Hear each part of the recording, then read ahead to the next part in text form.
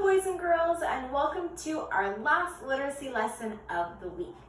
Now, since it is our last lesson, that means we're going to be doing some writing, and this also marks the last lesson about our fractured fairy tales. Now, you boys and girls have been working so hard to put each piece together of your story, and last week you finished off and wrote your very own fairy tale.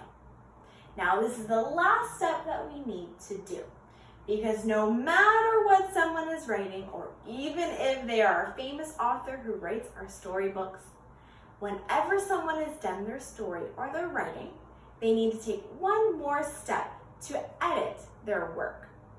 That means taking one last look through your writing and fixing any little mistakes that you find.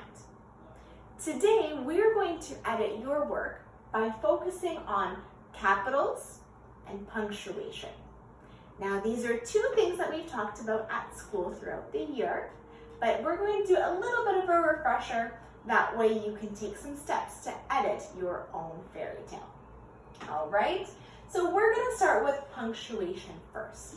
This is a big, long word to say what you end a sentence with.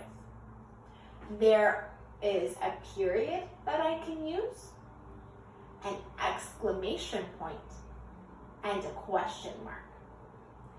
Each of these help end a sentence, but they do it in different ways. We have the period that goes at the end of a telling sentence. A telling sentence is just something that tells us some information. Next, we have our exclamation point. This is for exciting sentences. Maybe something really important happened, maybe something really exciting happened, or maybe even something a little scary happened. This helps end a really big, exciting sentence. All right? And our last type of punctuation that we're going to use and talk about is a question mark. Now, what its job is right in its name. A question mark ends an asking sentence. If your sentence is asking a question, we're going to end it using a question mark. All right, so I have 3 sentences here, and I need your help to edit my work and put punctuation at the end.